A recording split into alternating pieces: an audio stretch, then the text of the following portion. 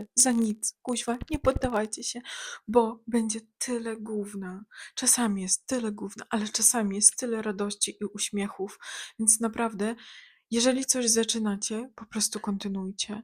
Będzie ciężko, nie będzie łatwo. Nie będzie łatwo nigdzie, w żadnej branży. Nie ma takiej branży, po prostu nie ma takiej działalności, żebyś ją prowadził i było wszystko w porządku. Chyba że jesteś na utrzymaniu rodziców albo, nie wiem, na utrzymaniu swojego faceta, no to tak, jak najbardziej. Ale jeżeli jesteś na swoim, zawsze będzie ciężko. Zawsze będą dni, kiedy będzie po prostu masakra.